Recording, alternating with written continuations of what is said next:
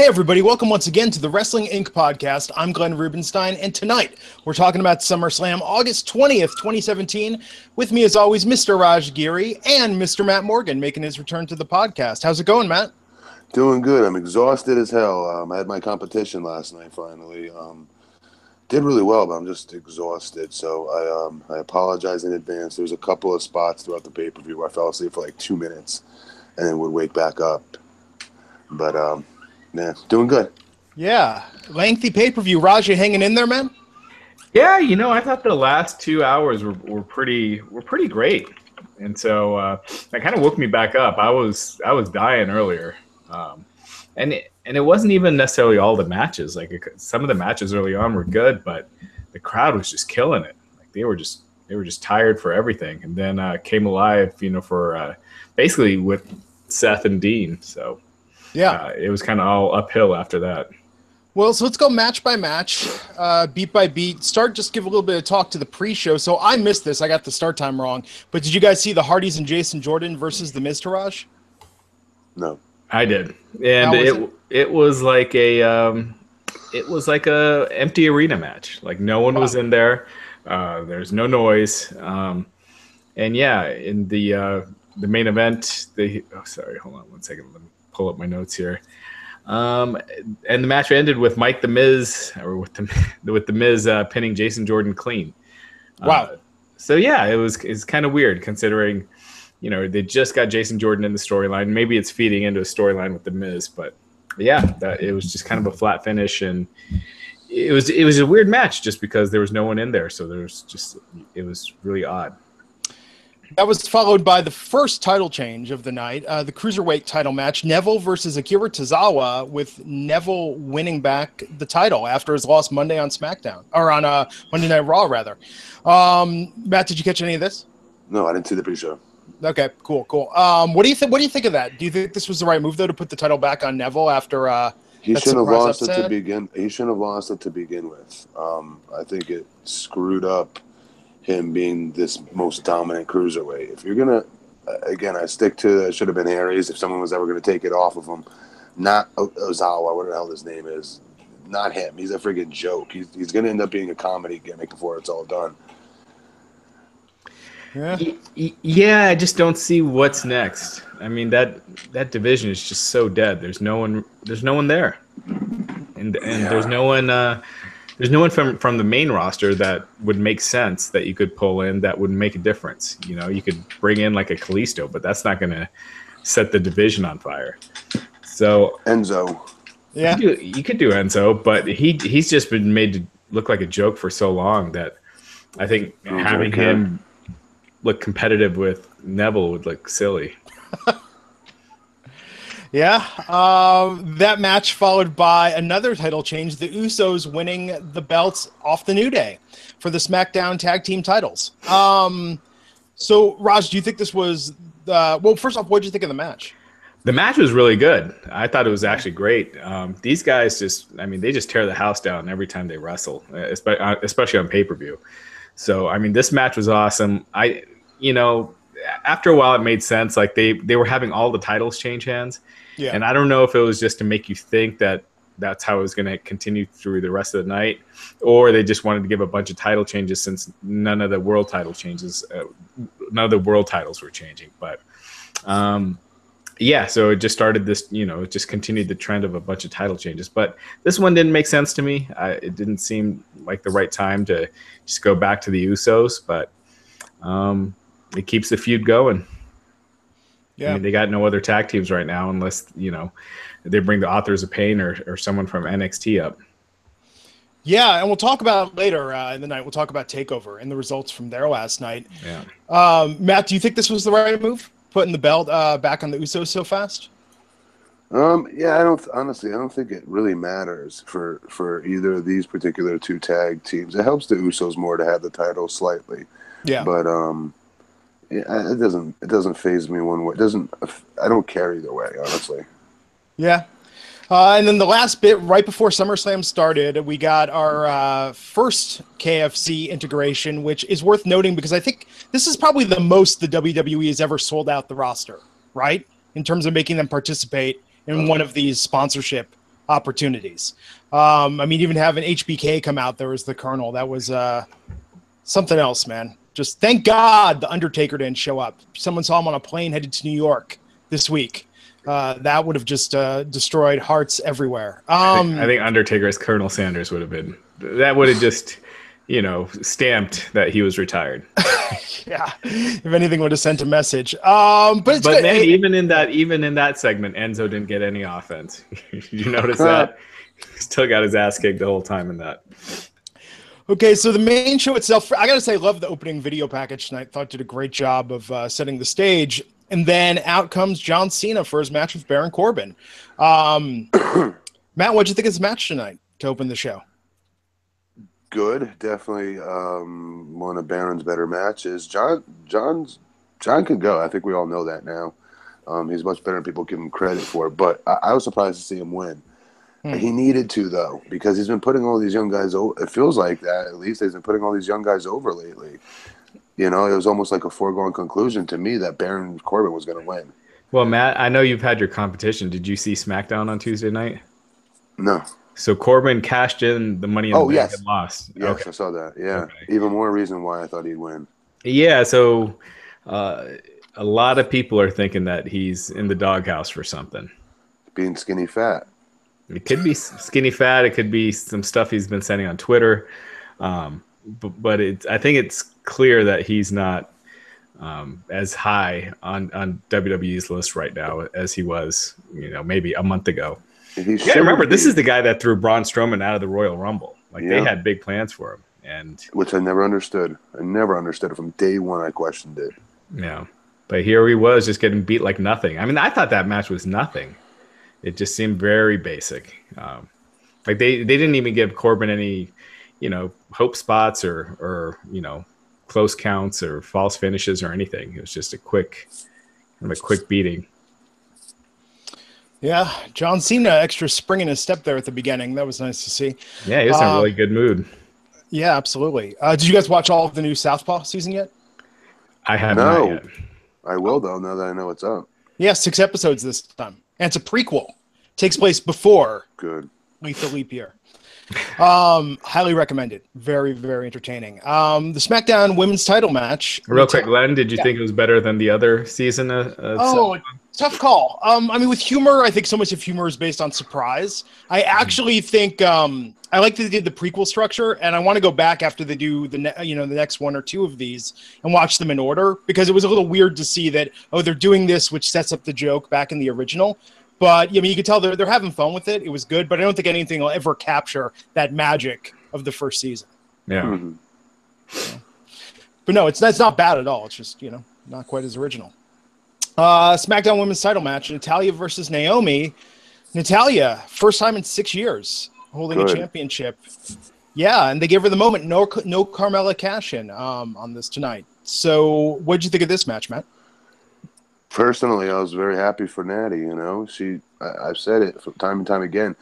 Like, they made this move, this women's revolution movement, and left her out of it. And she's the most shooter. She's the biggest shooter of the female division there is, and they completely kept her, aside from it and made her feel like a second-class citizen for a minute there. And then she finally got back involved and had to do the diva stuff crap. And I know that and stuff that she shouldn't have to do, Anyways, long story short, long time coming. I know for her specifically, winning a title means the world to her. It's not just a prop necessarily. It's the company saying, "Hey, you're our girl right now. You're our woman. We're gonna go with you." So it's a really big honor, and I'm very happy for her.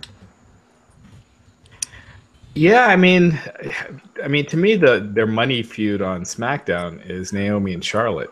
Whether this is just a way to get there down the road, because Natalya's worked hard forever. She's always been one of the best women on the roster, so it's good to see her get some recognition. But I think that's the money. That's the best match that they have for the women's division right now is Naomi and Charlotte. So, they could get there eventually, but it seemed kind of odd. Yeah. Well, and this was a really good match. I gotta say, absolutely. The crowd was kind of dead, but this match was really good. I mean, both women busted their asses off. I'd say this was probably the best match that Naomi's had. And I just wish the crowd was more into it, because I think it would have made this a really hot match. Yeah. Well, we'll see where they go. I mean, we've got what, like 6-7 weeks till the next SmackDown pay-per-view? So 5 weeks, yeah. Oh no, yeah, it's a SmackDown, yeah. Yeah, so post No Mercy. So we'll see. We'll see what they build to and where the story goes on Tuesday. Coming out of that, Big Show versus Big Cass with Enzo in a shark cage. Enzo escaping the shark cage. Of course he will. Of course he did. Did you have any doubt? Oh gosh. I didn't know what to expect. I tried not to get too invested in this match, Matt. You know, or put too much thought into it. Yeah, I know. Me too. This was the worst thing on the show. It was so how was this not on the pre-show? I mean, that's what I tweeted. I was like, you had the Hardys, the Miz, the New Day, the Usos, and Neville all on the pre-show, and this was on the main card. Good point. I say this as an Enzo fan. I thought his promo sucked before too. I thought that was the weakest Enzo promo that I can recall. I mean, it just seemed bad. And he's dying. He's starting to die a little bit with the crowd. I mean, they're not as hyped for him as they used to be.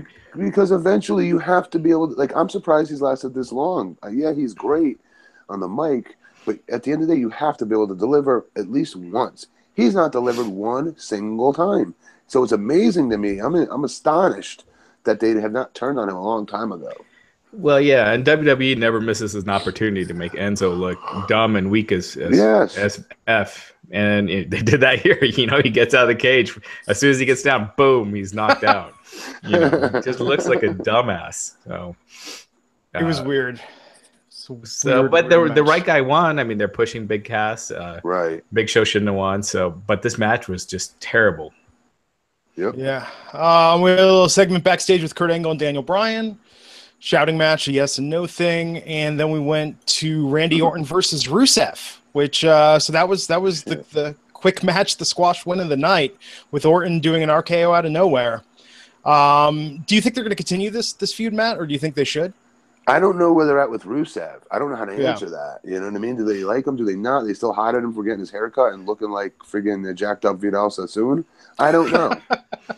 He looks horrible with his hair like that. I can't believe I'm saying that, because long hair is usually really out of style now, you know? But he looked better with long hair. Like, I don't know what it is. He's not intimidating as I don't know, as impressive looking for some reason with this stupid haircut of his. But are they still pissed at him for that? I don't know.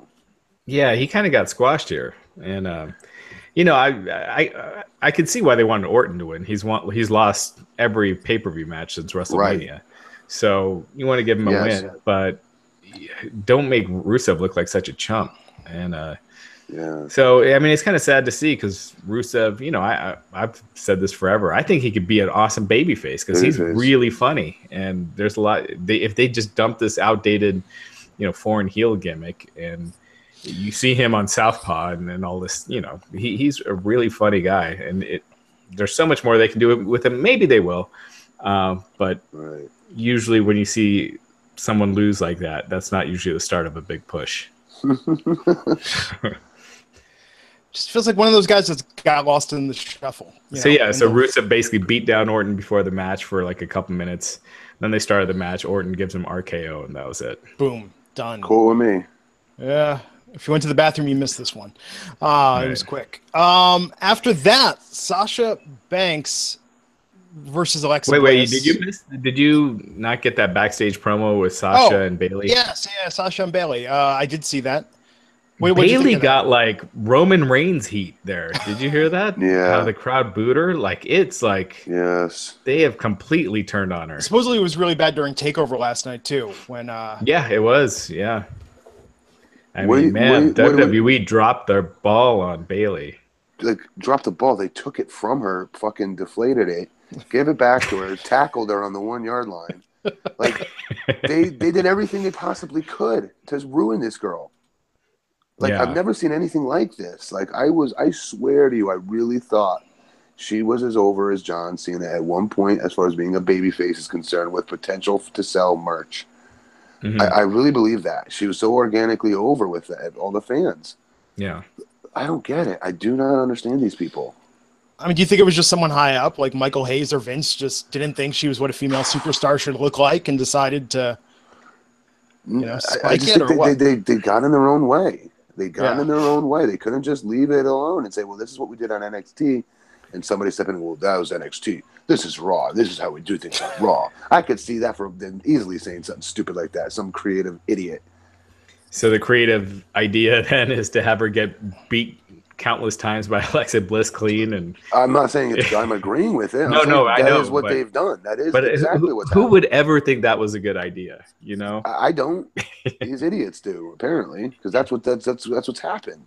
They had the perfect blueprint for it, and they ruined it. And they just piss away money because that's all that merch and stuff you can be making from Bayley. So much merch. Anyway, hopefully hopefully she's off of TV for a little bit, rehabbing this injury. That's what she needs. She comes back and she gets hopefully a pop, and they could rebuild her from there. But I don't have complete faith in that either. Here's what they've got to do, real quick, Glenn. They got to make when she's hurt, they got to make her a rehab video of her being herself. None of this working crap where they make her say certain things. Let her be herself. Let her go visit some kids while she's hurt. Things like that. Let's see some stories from these little girls that really look up to her. Because it's not just that one NXT little girl. There's millions of them that think about her like that. That she's their role model and idol, yada, yada, yada. You need to get that on video while she's recovering and working out to get in better shape.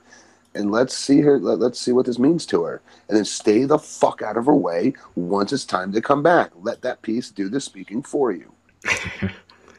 Yeah.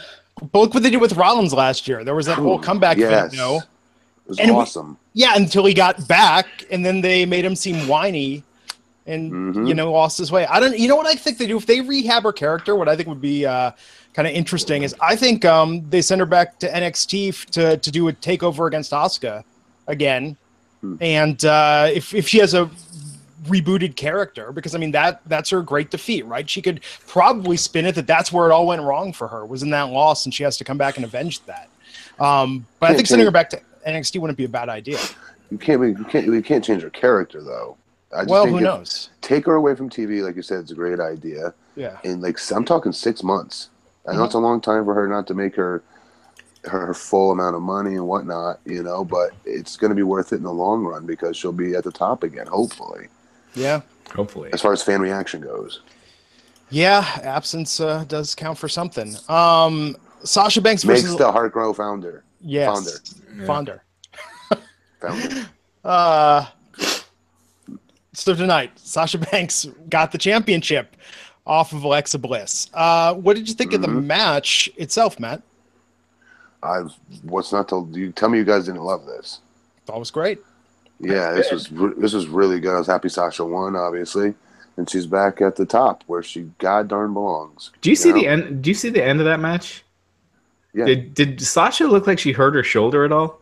Because the end seemed really odd, and then she was like not lifting her left shoulder after, so it almost looked like she had injured it, and because she looked almost upset, like, "Damn it, I won the belt and I hurt my shoulder." Like she had that look when she went in when she was talking to the ref.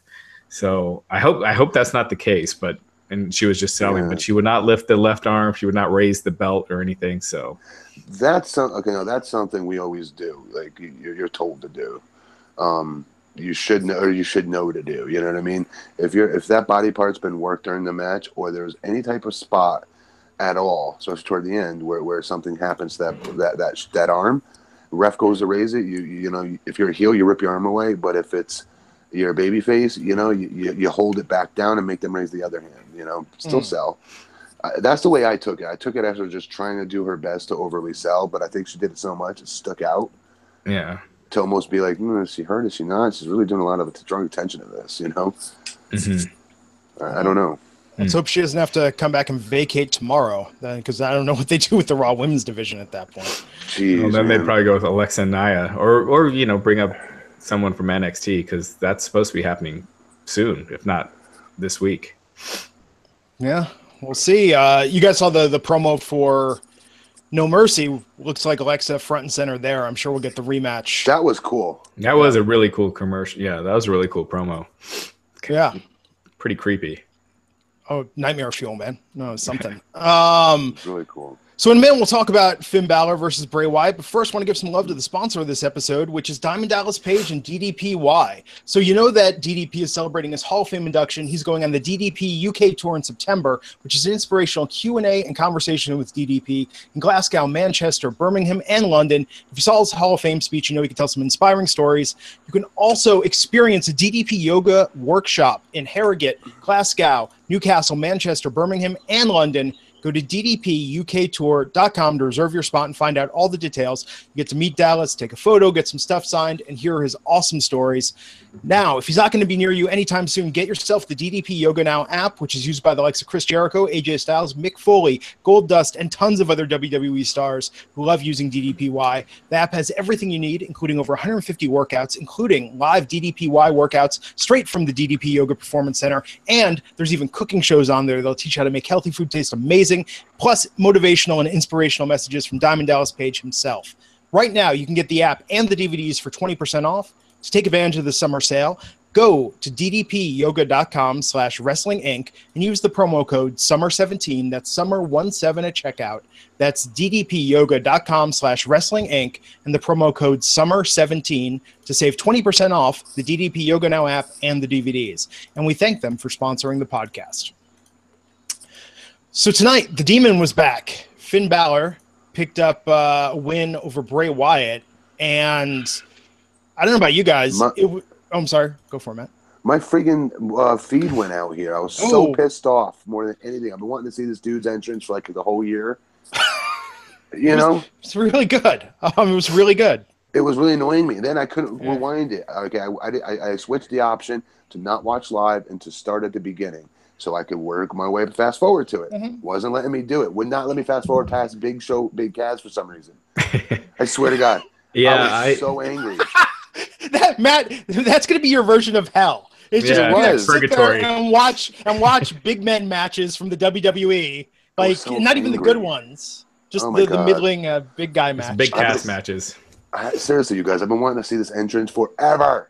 Well, man, I mean, our server load was really high, so at that point, so I had to like take care of a couple of things, but I had it on in the background. I was watching it; it just seemed like a regular entrance. You know, it wasn't like when. He didn't crawl UK out? When he did the Jack the Ripper thing. He crawled. Yeah, he crawled. Yeah, but it was the standard demon entrance. What do you want? It's been a year. You know, he would like mix it up. He would mix it up, you know, when he'd do the different cities there at the end. So what was he supposed to be? Run DMC? maybe a Biggie Smalls. Yeah. That would have been the shit. If guys are coming with like Adidas tracksuits and like put out Ghetto Blast, oh my God, that would have been awesome. Yeah, maybe. Yeah. But anyway, regardless, it's still cool. It's just, you know, this what you've seen before. Maybe it was just, you know, the cutbacks, but the entrances felt really scaled back this year. It felt like we didn't get that many big entrances. That's my one big gripe with this is you look at NXT the night before at TakeOver and how different those entrances were and how they made those guys look like stars. And it just felt like a badass show, whereas this was like the standard stuff, you know? I mean, they had the violinist for Nakamura. That was about it. That was it. I thought that was cool. Is that all? Yeah. And you know, and TakeOver, and Aleister Black had the special entrance and Drew McIntyre, and it just made them look awesome. Yeah. When you got 12 matches, you can't do that many long entrances. You know, you can't do it. Take time off the friggin' match. Take time off a Big Cass and Big Show. That thing felt like it went 20 minutes. Together. Yeah, shit can it all together. I don't know why. Please let that be over. It ain't. Yeah. So, but Finn, he had also some updated makeup tonight. Some additional depth and effects. I thought it was cool, man. Great to see him back. Made me wonder why in the hell isn't he in the title picture on either brand? Because he just looked like a superstar, and he's out there going with Bray. Yeah, I mean, it was good. Well, it's good to see him back. He doesn't fit right now in the main event picture because when you got Braun and so many big dudes. Yeah, he would just kind of stick out, and I could see Vince always having him be the one that takes the pin or gets punked, you know. And they play catch with him in the ring, like, right? Yeah. What? Who won? That's what I want to know. Finn. Good. good. Coup de grace. Yeah, it was great. Well, but the match itself was, it was fine. It wasn't. Now it's kind of short for a Finn match because we're used to, I think, seeing him in the main title picture where it's these longer matches, more of a knockdown, drag out. But I thought it was as long as it needed to be. I thought he just needed to reassert his dominance, as it were. Just do the entrance and go home, as it were. As it were. Okay, so after that, the turning point where the momentum really picked up in the night. The tag team title match, Dean Ambrose and Seth Rollins versus Sheamus and Cesaro, with Ambrose and Rollins winning. So this was awesome. This Yeah. was so good. God, this was so good. Yeah, pretty much starting from here up until this point, I thought this pay-per-view was kind of a dud, and a lot of it was the crowd. They were quiet during a couple of really good matches. Surprisingly, New York, I figured it'd be so live for everything. Yeah, exactly, and they were the night before. Well, they were mostly the night before, but yeah. Up until that point, I was like, man, this pay-per-view is a big thumbs down, and then it just turned around at this point. Which usually it's the other way around with WWE pay-per-views. Right. So you start off good and then they turn to crap. Decrescendo, the main event picks it back up. Right. Yeah. But here, man, all the stuff with Rollins and Dean, I mean, it's worked. The crowd was into it. They loved it. And these guys, when they won, the pop that they got, it's like the tag division has got a shot of something in the arm. Yeah. You're right. That's the first thing I thought too.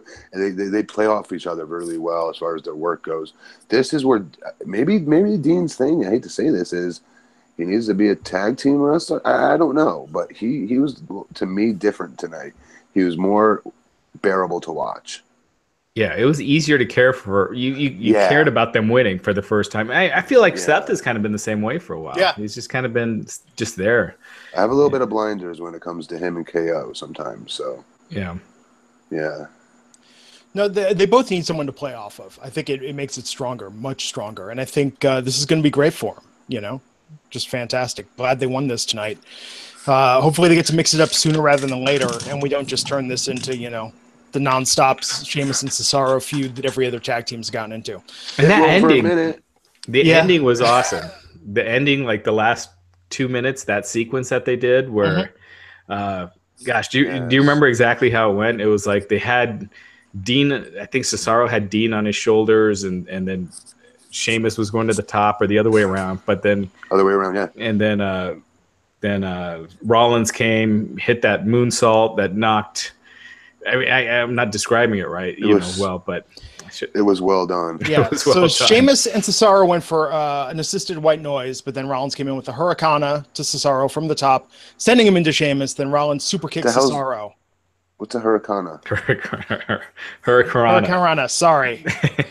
Sometimes my mind, it's not dyslexia. Sometimes my brain just does shortcuts. You see words. I read every time I see Austin 316. Sometimes I read it as Autism 316. Same thing with Austin, Texas. Just when they had that takeover last night, they had that band Poison Pen. My mind was like, "What, Poison Penis? What the hell?" It's just sometimes your mind just auto completes things. Sometimes, Fans, please write in what you just thought of that last sentence, please. I want to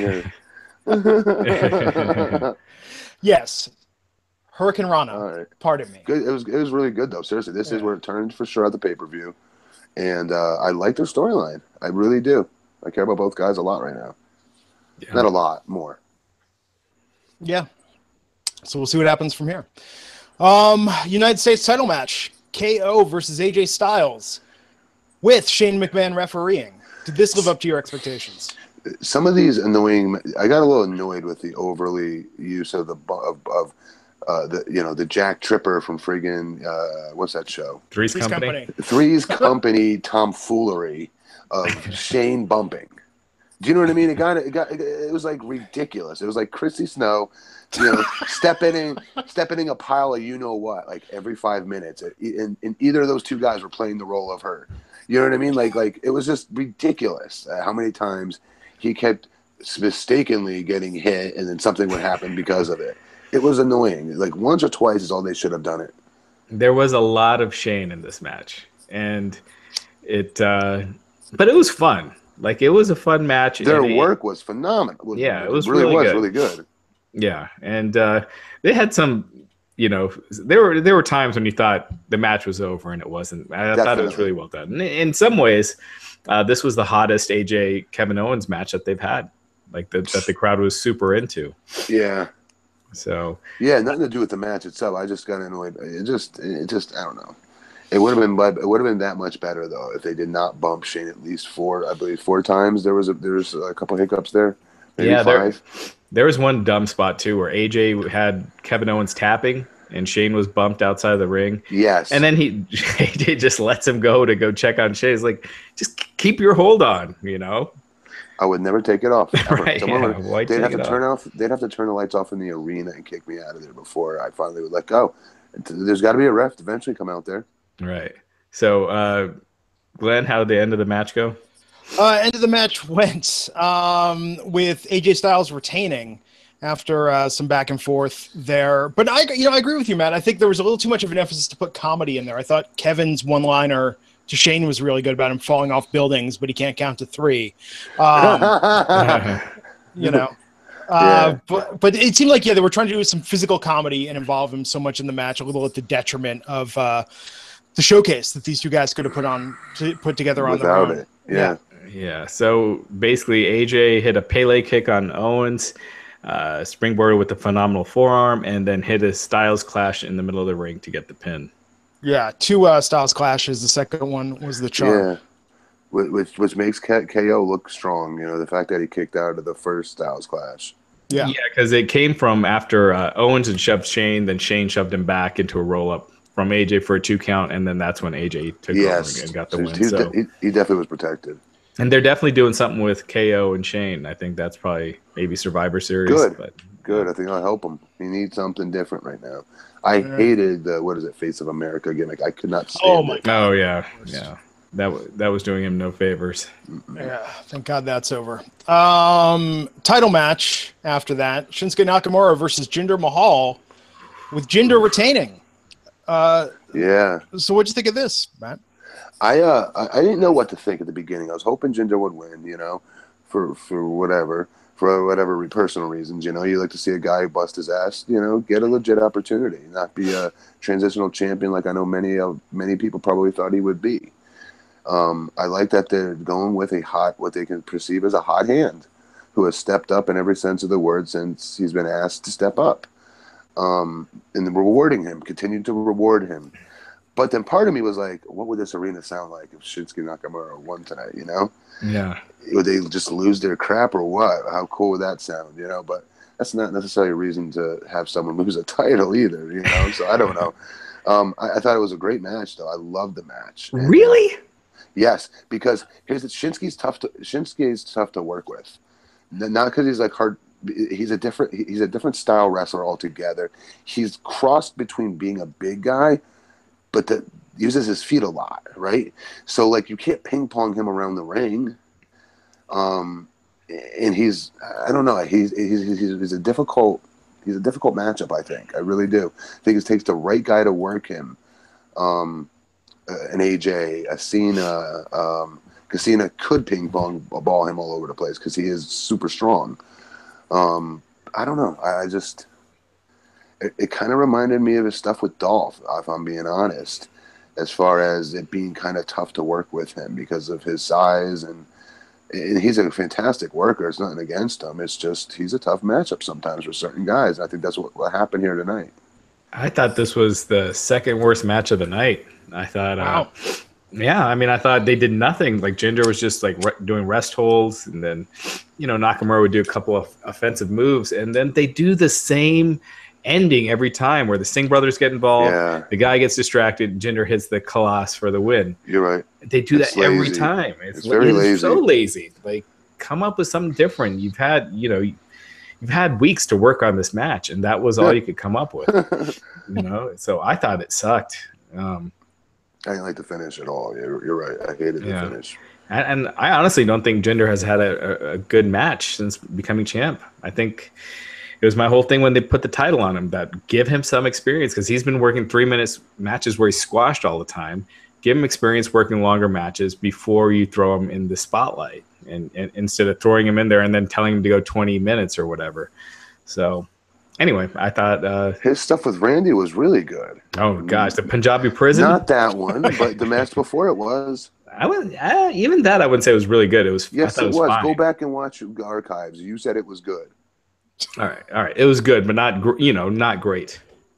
Not like he hasn't had anything close to like past a 3-star match since. I'm different than you when it comes to rest holds. I like rest holds because it's not a rest hold for the wrestler. He's not able to catch. You're not catching your breath. It's a work hold. Right, but it didn't lead to anything big. It slows. It doesn't have to.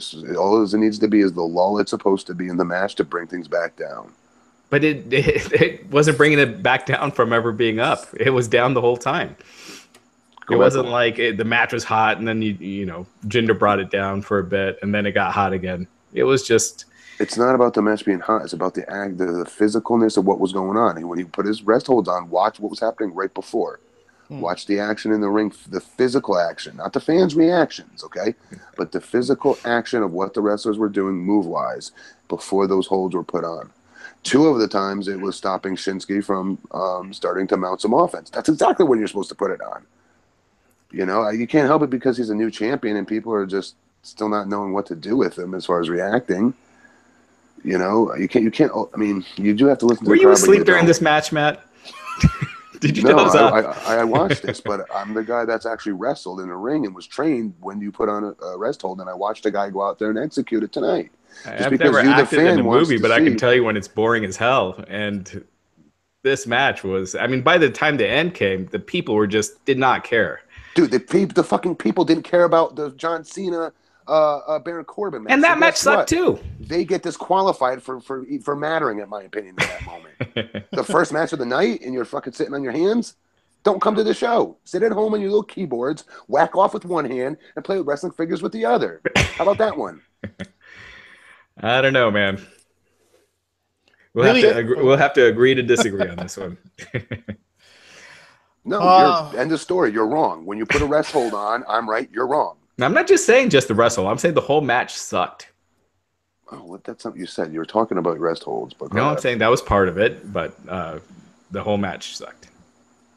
But we'll have to continue, Glenn. Yeah, fatal 4-way for the WWE Universal title: Samoa Joe versus Roman Reigns versus Braun Strowman versus Brock Lesnar. And if you're like me, you got swerved because you thought with Lesnar taking out of the match early on that we might get a new champ. But oh no, he came back. They've never done that though. Every time someone gets stretchered to the back, they come back. Yeah. I don't know. I mean, look, I thought it was a really, really good match. I just would have liked to have seen something surprising happen here because what a note to end on. Had, maybe Seth and Dean came out and helped Roman. Maybe Samoa Joe got the win. Just something more surprising than, hey, Brock came back and won. I don't. What's the reasoning for this? I don't get it. Well, Brock's not leaving. And so originally, and I'm sure it's still the plan, is that the next pay-per-view is supposed to be Braun and Brock. But after seeing how crazy the fans were going for them tonight, I would save that for Mania. I wouldn't do Roman and Brock. Yeah. I think Braun and Brock is way stronger. Have Brock do Finn or Seth or Roman again or Samoa Joe and save Braun Strowman till Mania. I think that's the money match. I mean, people reacted huge when it was just the two of them in the ring. Like, it was like something special. Yeah. And then he got even more over with what he did to Brock. He killed Brock tonight. And just, again, he got shot up through the roof yet again. And let's see what they do with following up on it. They dropped the ball, in my opinion, by keeping him off TV when he got hit by an ambulance, when he was in the ambulance. They missed a good opportunity. I don't know. They obviously don't want to make him babyface. That's evident fully because they missed a good opportunity that one time with Roman. And I don't know what they're going to do with him, but they better take advantage of it because what he did tonight cannot just be, him interrupt somebody's promo, demand a match, nothing, and then that's all that happens. He doesn't do anything on the show that night. Like, he needs to maul people for the whole show tomorrow or do something. Yeah. I don't know. Yeah, and they're not turning him into a babyface, but the crowd is. I mean, they were hot for him this whole match. And this match, I thought this match was freaking awesome. Like, by far the best thing of the night. By far the best thing this weekend. I thought it beat anything on TakeOver, which TakeOver I thought was an amazing show too. but I just thought it was amazing. And just the little things, like, Glenn, when you brought up Brock being stretchered out, the one cool thing was it was Brock making the X himself. Yeah. Which you never see that. You never see that. It's always the ref doing it. So it was looking like he was saying, "I'm really injured." So I thought that was a cool thing. Braun power slamming him through 2 tables and putting the table on top of him. When's the last time we saw that? Like, that was just fantastic. What about Braun pushing Roman up from the pin, pushing Roman from laying down to up on his feet? Right, yeah. That was a great moment. Or they looked like a fuck up when Roman went to clothesline him over the top rope and he didn't go over. It looked like he got screwed up, but he pushed Roman like 10 feet off of him on the ground with one hand. Yeah, and then went to spear him in the corner and then went outside anyway. So, yeah, it definitely looked like Braun kind of, recovered that spot. Yeah, it was good. I mean, Braun, he's amazing for being there for 2 years. And, being on the main roster for 2 years and the kind of matches he's been having. Granted, he's with guys that can really carry a lot of the load, but, man. They're doing a really good job of sticking to the agents that are working with him and sticking to all of his strengths, and they're not letting him show his ass at all. So it looks like everything he does is perfect. So I want to know who the agent is because he's phenomenal, whoever the agent is. Yeah. I thought it was interesting Roman took the pin tonight. Yeah. I'm just still fired up that that the title was not switched. Seriously, I really thought it was going to be Joe's chance. I really did. Yeah, I felt now that they had that storyline that Brock would leave WWE, they tied themselves into a corner, especially when they have him booked, in advertising for shows after SummerSlam. He's booked for Raw tomorrow night, the Raw the next week, and for No Mercy, and that's been out for a while now. So they kind of tipped their hand on that one. But outside of that, they guarded the finishes. The smart money never came out on this event, which is one of the few times it's happened. So the betting sites were all over the place. And if you put your money on all the underdogs, you would have won a lot. Like Rusev was a big favorite. Who else? There was someone else. I just don't understand. Alexa Bliss. What if you're a wrestler on the roster there? Why are you not just betting on it if you know all these finishes? Well, how many of the finishes did you know? Like when you were? Oh my God! Just go around. I would easily go. Listen, what body part you're supposed to go up to each other throughout the night and say what body part are you working, and they let you know. And if you're friends with the person, just say, hey, who's going over? You know what I mean? And they tell you. Why wouldn't they? Right. No, of course. So why would you? But I'm saying there's not a big blackboard in the back that has all the results. Like you would have to go ask around and. No, if you're one of the wrestlers on that roster, on that show, why would you not do that and just make a shitload of money? I can't believe that there's gambling on pro wrestling. Who says that they don't? But at the same time, I think that they have maximum bets of like $100 or something. So you're not going to win a lot of money. Yeah, I think so. But still, Matt, why aren't you texting your friends? Seriously, that's exactly what I'm thinking. I'm being serious. I'm like this. How could there be gambling on pro wrestling? Yeah. There is, man. There's gambling on everything these days. It's gambling on a movie finish almost, like, come on. Yeah. I'm shocked at that. Yeah. So final thoughts on SummerSlam. Matt. I was exhausted coming into this, guys. I've been up I fell asleep at 6 a.m. I woke up at 8 for church. So I've been exhausted watching this, but I thought the matches I saw, I liked everything that everybody put into it. I know that people don't like that answer because we're saying, oh, the wrestlers work really hard, and that's like our cop-out answer sometimes. It's not a cop-out answer. I didn't see one match where that didn't happen tonight. Everybody worked hard. The Big Cads, Big Show match is the only one I could say that I don't necessarily know if they didn't work hard, but I know I couldn't have cared any less. Everything else on here I kind of liked, honestly. I thought the pay-per-view was good. I wish there would have been a title change. I was hanging my hat on that happening. I really was. You mean a world title change? Yeah, universal title change. I really was hanging my hat on that happening here. Yeah. Yeah, I thought it was a good show. It took me back because I was so ready to give it a thumbs down. Like I said, 2 hours. The majority of the show I did not like. The 4 hours of it I thought was a big thumbs down, but the last two more than made up for it. And that main event was great. Now, my attitude may change, you guys, had I watched that pre-show. I could be like, oh, this was horrible, except for, 3/4, the first 3/4 of the way then, right? Because the pre-show versus up to the tag match would be considered 3/4, right? Yeah. 2/3, yeah. 2/3, yeah, 2/3 going into it. So, man, maybe my opinion changes, but I like the pay-per-view that I saw tonight from beginning to end. Well, the pre-show, there's no reason you need it to be 2 hours. That's just ridiculous. You could fit 3 matches on a 1 hour pre-show, and there's just so much just crap and fluff that there's no reason they should be doing that. Yeah. But yeah, let's get talking about TakeOver. Yeah, Matt, did you get a chance to check it out?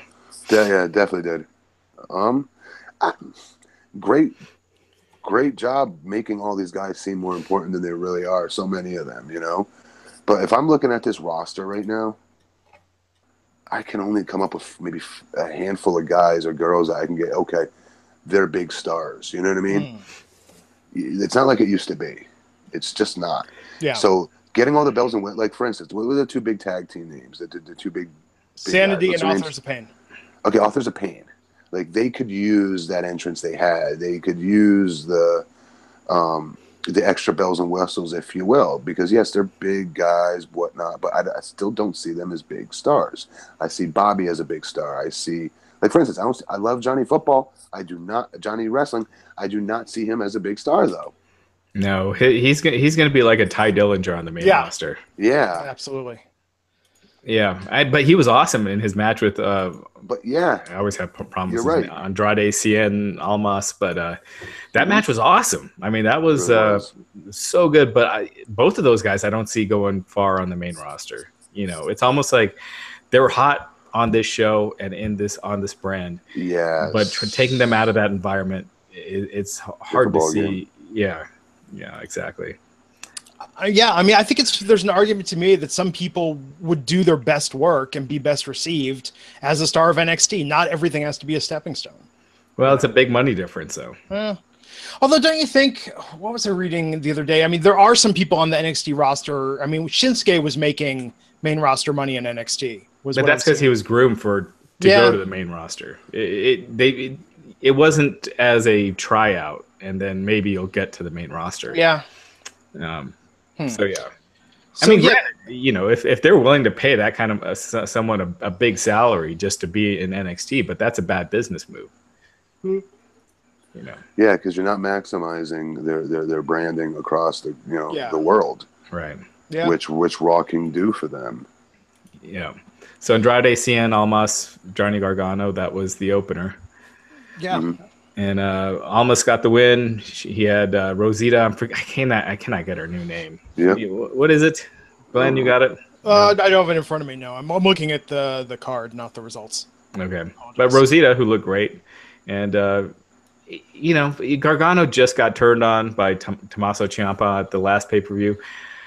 I know why you don't want to be Almas. He just got paired with Rosita, but let's just keep coming up with different. Put him in with different opponents. Put it in so Gargano gets a win, and then Almas gets a win and beats somebody else. I just don't think you beat Gargano right off the bat after that hot angle.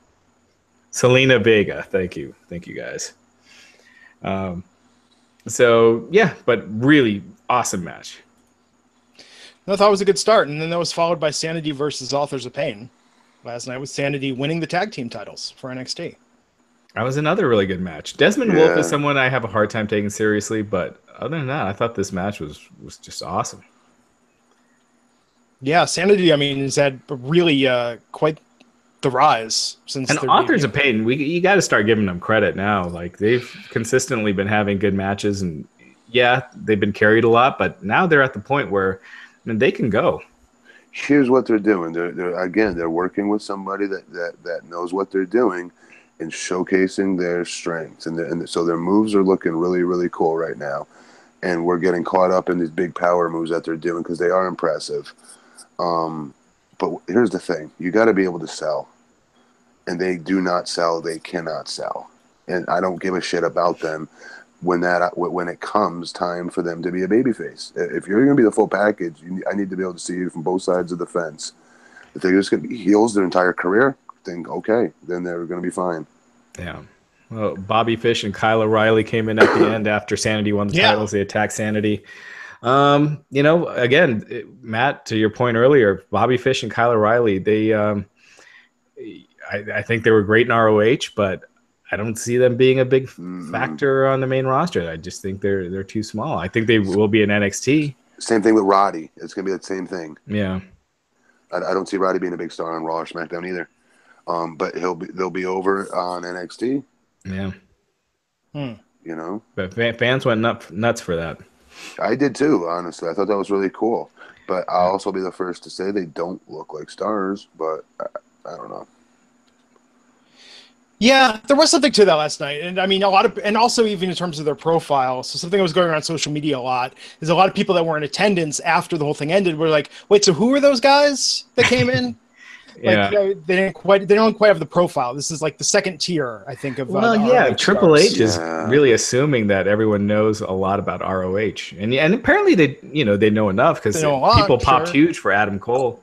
So yeah. So Aleister Black defeated Hideo Itami. That match was great too. Yeah. Yes, it was. Those kicks and the stuff they were doing, how stiff that match was. I thought it was freaking amazing. Good. You know what? The one thing I was kind of disappointed with was JR and Morrow were on commentary on this match. First time ever. It's like the two best play-by-play commentators on. There's two other Yuts is on with them ruining it. Yeah. It was just kind of nothing. It was just like, hey, all right. It was annoying. Yeah. They ruined it, the other two. They really did. Yeah, I was a little bummed with that because when JR came out, I was like, holy crap, they're going to keep Morrow on at the same time and have them call this match. But anyway, so I got to think Hideo Itami's going to the main roster. He's been there forever. It's like either you send him to the main roster or you cut him because... Will he be a cruiserweight? Oh, man, I don't think so. Because I don't see him being a big star there either. He should be, but I just don't see it. I mean, that could be a name that would, help, jumpstart it a little bit because they got nothing right now. You can't. I mean, going back to Cedric Alexander or Rich Swann, it's just been done to death. But here's my question: if you bring up some more NXT guys right now, how do they? I mean, they've already got too crowded of rosters they're not using on SmackDown and Raw. Who gets cut to make room at this point? Because I feel like there's a lot of talent they're not using on either brand right now. And that's how it always is, though. Yeah, talent gets pushed aside and complain on Twitter about not being on TV. Yeah, we haven't had that many releases, though. I mean, we haven't had like the big wave of cuts the way that it's happened in years past. Yeah, I think been a while. They've been trying to avoid that. Yeah, because it's stupid. Oh yeah, to drop like 20 names at once, that's dangerous. That's just dumb. They used to do that when I was there. If you really think about it, you're so sure that these 20 talents are not going to be able to make you money. You're that sure of it. 20? That's a lot. Yeah. Matt, let me ask you this. What do you think about Aleister Black? You think he can be a big star? He's the whole guy darn. I love him. That's what I think. I think he's someone that could be a big player on the main roster. Yes, no question. Yeah. God, they just need to stay out of his way. Yeah. He could go now. Definitely. Everything about him is so cool. I mean, his body could be a little bit better. I know it's a small little gripe, but I love everything from his entrance to how different he is in the ring, those intense kicks of his. He's going to get hurt, though, on one of these times with his little his little moonsault he does off the second rope and lands on his feet. Those ropes are super loose, man. And every time he does it, I get nervous that he's going to slip one of these times. Those are hard ropes to do that on. Yeah. So many people called it the match of the night last night. Asuka defeating Ember Moon for the NXT Women's Championship. They called the women's match the match of the night? That is the buzz that I've seen. That's what I thought. Awesome. I thought that and Itami and Black were the two. I don't know. Yeah. They were all really good, except the only ones I'd say the tag match was awesome, but it wasn't as good as the other ones. And the main event was a little slower than the other ones. It was more of a WWE main roster style, I thought.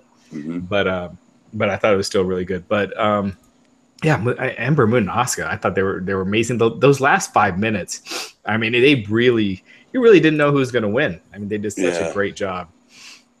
And Ember Moon's another one. I could see her go to the main roster. If you're talking about women, me too. Going, that's who I'd see. See, I think that would hamper her more going to the main roster. I mean, if she goes to Raw, there's one women's segment each week. Oh no, I'm not saying they're going to benefit from it, but the reality is. Oh, she looks like a superstar, but I think that's the thing, though. I think with NXT, so to what you were saying, Matt, about how it's diminishing returns at this point, you compare it to a year ago. I mean, NXT's lacking stars. Like, be late to pull the trigger on some so they can build it more, because I feel like it's just now getting its momentum back. I remember they brought up Carmella when she most likely wasn't ready. Yeah. People thought Alexa Bliss wasn't ready when she was moved up. Yeah. It was premature. So they do that. No, and I thought it was interesting last night how many NXT alumni they had back to make it sort of a homecoming show last night. I thought that was pretty cool. Yeah, well, they're all in town. Yeah. But no, I thought Ember Moon, I mean, I thought that was an amazing match last night. It was interesting. Did you guys see that article we had about some comments that Triple H made about Asuka? He basically told Vince McMahon that don't take her. Like, she's kind of an anchor in NXT. You could, with the people you're taking, just leave her out of it. So that was his one demand, the one talent he really wanted to keep behind, which I'm sure she'll be thrilled to hear that. I was going to say, thanks, Hunter. Glad I came all the way to Japan here for you. Yeah. Oh, man. But I thought that was great last night. So what do you think? I mean, do you think they bring Asuka up and have her... Well, what are we basing it on? Because she's been ready from god darn day one. But when do they do it? I mean, at what point does it become ridiculous to have her this undefeated? I already thought they jumped the shark on it a while ago. Yeah. Yeah, I don't know. I mean, when she started wrestling Nikki Cross, you guys, like when that series started, I was like, there's no way, like, and no one's gonna beat this chick ever. Yeah, like they gotta get her up there. Oh, I thought that would have been a great moment last night if after she beat Ember Moon with 3 of the 4 horsewomen in the audience, she just confronted them and they did it that way. Be like, I want some real competition. I'm out of here. That would be cool. That would have been cool if she got into it with like Sasha or someone. Yeah, that would have been cool. You're right. Now with Sasha with the title, that would have been cool. Did you see when she had Ember in one of the submission holds? She was looking right. I mean, you could see it kind of off camera. She was looking right at Becky. Everyone in the crowd said they were like talking trash at each other. Becky was talking trash back at her from the audience, so I'm surprised they didn't show that on TV. I saw that multiple places on Twitter. No, I think that would be cool to have Asuka come up to either brand right now. But yeah, and then there was the main event last night: Drew McIntyre defeating Bobby Roode to win the NXT Championship. So great news, means our boy's going on TV finally. Where do you get Bobby? Where do you think they could use him more? Because Cena's moving to Raw, so I think that leaves a big void on SmackDown that Bobby Roode would be perfect for. For him, as far as getting a legit opportunity and maybe working on top eventually, if not right away, yeah. I'd love for that for him. Man, like I know I keep saying this with certain guys, but this is one where you're rooting for him, man. You really just root for him. Yeah, he never messes up, guys. I mean, ever. He's so like immaculate in every single detail. You'll never see a flub up from this kid. Yeah, you never see people getting injured in a match with Bobby Roode or anything like or forgetting spots. He won't let you see it, even if it's like me forgetting the spot, which I've done with him. He'll immediately cover for you. He's so goddamn good. Yeah, so that'll be great. Yeah, but you know what, man, with how big Drew is looking, have you seen like how jacked he is now? I don't see him being in NXT too long. Once Vince gets a look at him, he's gonna be like, that guy's. He's saying all the right things too right now. You're already saying like how like he didn't see it himself when Vince first picked him as his chosen one, right? Yeah. But now he does, and he's saying the right things on top of it. He's playing to Vince's ego. Smart play. Yeah, my thing with Drew, and I think he's great. I think he's so good in the ring. I just don't see him having the charisma that the previous top guys in NXT have had, like the Nakamura or Finn Balor or Bobby Roode. It's just in that charisma and getting fans really excited. I just don't see it. It's hard to understand him too still. Yeah. At times when he's talking. I still have a hard time with understanding him sometimes. Yeah. But Adam Cole came in at the end. First Bobby Fish and Kyle O'Reilly so Drew McIntyre defeated Bobby Roode. He's celebrating. They're acting like the show's going off the air. The little credits show up at the bottom. And then boom, you see people on the other side of the ring looking away, and then you go back to near the entrance and you see Kyle O'Reilly and Bobby Fish jump up on the apron. Drew looks twice the size of those guys. And then Adam Cole runs in from behind, super kick, takes him out. Fans are going crazy. Adam Cole, it's great to see him in NXT. He's someone I could see with the charisma to carry that brand. I got to watch more of his stuff, honestly. The only time I catch his stuff is on Being the Elite, YouTube show. And out of them all, he offers them, in my opinion, the least amount of charisma of that group, because those guys are so goddamn charismatic. Right. So I don't really know much about him. I don't. I just know he's the guy who gets kicked out of the Elite. That's it. That's all I really know about him. He's good. His promos are good. People mark out anytime someone from ROH comes in, and not all of them are really, like main roster material. Mm-hmm. But Adam Cole, I think, definitely is. So we'll see. How did he look size-wise next to Drew? He's smaller, but he's like probably skinny. Smaller than Rude. But Rude looks small next to Drew McIntyre. He was small, like shorter than Rude. I would say he's about the same height, but skinnier. Huh. See, I would have thought. I've been thinking this guy's been like 6'2", 6'3". He's 5'11", according to. Wow, I didn't know that. What do they have his weight listed at? No, Bobby Roode 6'0", Adam Cole weight. That's about right. 205. Oh, 205. Hey. 205.3 pounds. Oh, so he's a little over. Yeah, just keep that weight on, Adam. Don't get banished to 205 Live. Keep that weight on. Yeah, eat a couple cupcakes each night just to keep it going. Stay away. So yeah, Adam Cole. That'll be good. Yeah, man. So that was a good takeover. I thought that and that's kind of my feeling with it. NXT, I think, is getting its momentum back. So I guess it was just one of those shows where when it was coming, you almost forget it was there, but you're like, oh yeah, they're doing NXT. But none of the feuds you're really that excited about. You know what I mean? Right. Yes. But then you watch the show and you're like, that was an awesome show. And I thought it was the same one as the one that they did in May. Like none of the feuds were really that great, but the show was awesome. And this is what like some disgruntled Raw or SmackDown wrestler would say, and I've heard him say it, and there's truth to it though. These guys have all month to work on this show. They have all, like, especially if they know even more in advance, they can work at practice with one another on this match a trillion times, and that's why they're so well executed. They take these risks and doing the things that they do. Because if you go back and watch these matches, they're taking major risks, most of them. Right? Like these really difficult spots and whatnot that get you really into the match. I know it gets me. Oh, yeah. I mean, hey, forget the pay discrepancy for a second. Matt, could you imagine if you were getting paid to show up at the Performance Center every day and just work on this stuff and have a month to put together your matches with someone? I mean, that would be incredible, right? But it's not just the matches. Oh, sorry. Go ahead, Matt. No. Well, I was going to say it's not just the matches, the presentation too. It just feels like they try something different. They try to make it special. Yep. Whereas WWE pay-per-views just look the same as any other day. They do. They did Hunter definitely making his guys and girls look way more special. Yeah. And they're only doing 4 a year as opposed to the main roster, which is doing 20 pay-per-views a year. Well, this year it's 5 so far. Yeah. Is what it's looking like. Okay. Versus how many for WWE? Right. Yeah. No. Absolutely. But think about it. You're traveling maybe once a month. You go more than 100 miles from home. You know, I mean, it's not the same schedule. You get to go to, I mean, even the writers get to show up at the Performance Center every day and plan this stuff out. They're not having to do stuff at hotel conference rooms and backstage at arenas and constantly travel and slog. NXT has its own writers? I didn't know that. It did. I don't know if they have their own writers or writer, but I think they got one guy, if I'm not mistaken. Ryan Ward used to be that guy. I'm not sure. But they have the hive mind of some of the trainers who are producers in essence, at least the way they showed it on Breaking Ground.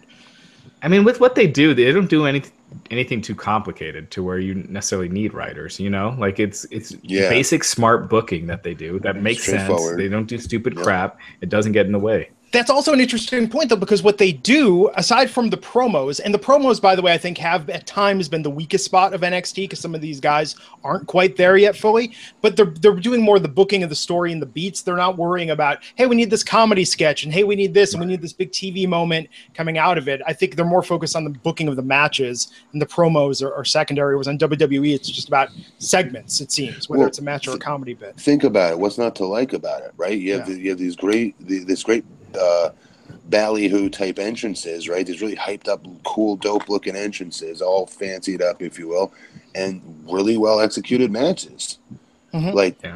What's not to like about that presentation? And in my opinion, they don't have enough promos going on, and I think it actually helps the show. I think you can have too many promos. You do need promos to set things up, but they do a good job if you pay attention to keeping the promos. If it's going to be heavy, it's going to be for the main event. To the main event angle, maybe coming up in the next few weeks, whatever have you. Like, think back to Finn Balor and Joe, for instance. They would be the only ones that were doing promos, if you remember, really, on that show, But that would be it. And I think that's just something to be said for that. My only note, I want to watch it more. Sorry. My only note about the entrances last night is I feel like with Bobby Roode, I feel like they may have gone too big too soon, because now it feels like with his entrance, they just know they can't compete against, the first one where he was coming down, the second one with the choir. No, I don't think. I think it was more that he's on the way out. So why keep trying to build him up? Those big entrances were to get you really excited. Yeah.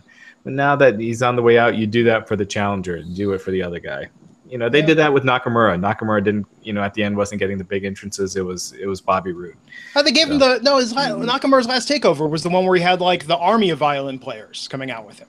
Was it? Yeah, that was the last takeover. Right? I mean, Nakamura's call-up was only a couple months ago. Well, what do you want him to do differently with Bobby's, though? I don't know. There's only so much you can do. I mean, they're not going to lower a guy from the rafters again. I don't think they're going to bring that back. But I think that they're going to – I think they need to just come up with – I think you should constantly be trying to top yourself with these entrances. It's like WrestleMania, right? It's like when you do something once, it's like, okay, we've done that. Let's go bigger. Let's go more with it. And with Bobby Roode, his was perhaps, the best – Those first two, the first one with the lowering down and the one where they had the choir there, those were phenomenal. Yeah, I agree. Yeah, I think just on this time they wanted to focus on Drew, because usually they don't do both. Both guys usually don't get the entrance. It's one or the other. But anyway, NXT TakeOvers are great. NXT TV, not so much, I don't think. I think that has been leaving a little bit to be desired, to where it doesn't get you excited for a TakeOver, but the TakeOvers end up being awesome. Yeah. Did they tape an episode of NXT TV? They did. And the results are on the site. Oh, cool. Yeah. So check it out for spoilers if you want them. I've determined Street Profits is going to get me back into watching NXT on a weekly basis. There you go. Yeah. And I'm hoping now that Mae Young will have a reinvigorated women's division in NXT. We'll see. Okay, last news. Daniel Bryan. What's the scoop, Raj? So, Daniel Bryan's basically saying the diagnosis he received that forced him to retire, that other doctors take it a different way. Like the lesion that they said that he had, some doctors are like, well, that's not necessarily a big deal. It's like it doesn't necessarily mean it's a career-ending thing. So he's doing everything he can to wrestle again. And he says, he's basically made it clear. So check out the article on Wrestling Inc. He went in depth on the podcast. We have an in-depth article on what Daniel Bryan said. But it's clear when his contract is up, he's going to wrestle again. If WWE won't allow it to happen there, he's going to move on. And he's been keeping his pulse elsewhere. It's clear he knows what's going on in CMLL and New Japan, ROH. No mention of Impact, but the other places he's definitely been keeping tabs on. Yeah. So, yeah. Who knows, man? I got to say, I don't want to spoil it, but Daniel Bryan, for me, may have been the high point of the season of Southpaw. Got to check it out. He's fantastic in it. But Cody Rhodes called him out the other night, correct? Yeah. Yeah. Daniel Bryan's contract's not up till next year, so any call-outs or anything are just, stirring the pot. That's why they had to cancel Talking Smack. He can't get himself fired, before that year's up. Yeah, maybe they were worried he'd start hinting at matches, in ROH. So can you just imagine what a shit show it's going to be for the WWE if he leaves and then goes back in the ring? I mean, They're gonna just back a Brinks truck up to his front door, trying to convince him to stay. And then they end up spending a lot more money to bring him back when. Yeah. Well, yeah. Anyway, all right. Well, Glenn, you're out this week. Yeah, I'm out this week at Podcast Movement in Anaheim. I'll be back next Monday though, and so you guys will be someone sitting in tomorrow and Wednesday. Yeah, me, Matt, and Chris on Monday, and then me, Chris, and Justin Barrasso of Sports Illustrated on Wednesday. Nice, guys. Cool. Right, guys. I'll be back here next Monday night. So until next time, folks, on behalf of myself, Raj Giri, Matt, I know you're dead tired. Anything you want to plug before we take it home? Yes. Please keep checking in with my Instagram page. You see the results from my competition that I did last night. I got 2nd overall and I got 5th. I did really good. But more importantly, keep checking back to my Instagram because my nutritional food prep company called Your Nutritional Blueprint should be officially launched within the next week or 2. But I'm already right now taking orders, and we've already started deliveries, even though we're not even officially, up and running with an official site and things like that. I'm just taking people's orders now and getting food out to them because that's the goal here is to get people to start eating clean. They see the change I made in my physique, and it legitimately supplements help. But there's no question it's the food. Food is like 90% of it, and how I dialed in on my food and paid attention to everything from sodium to sugar. Everything possible and making it work towards sugar and salt aren't bad if you know how to manipulate them. Mm-hmm. And I help all these people go through their diets with them on my direct messages and create their food plan for them. And then we ship it out to them. We can ship it to anywhere in the United States, so keep checking my back on my Instagram page for Your Nutritional Blueprint. Awesome, man. So until next time, folks, I'm Glenn Rubenstein, and we'll see you back here on the Wrestling Inc. podcast. Take care.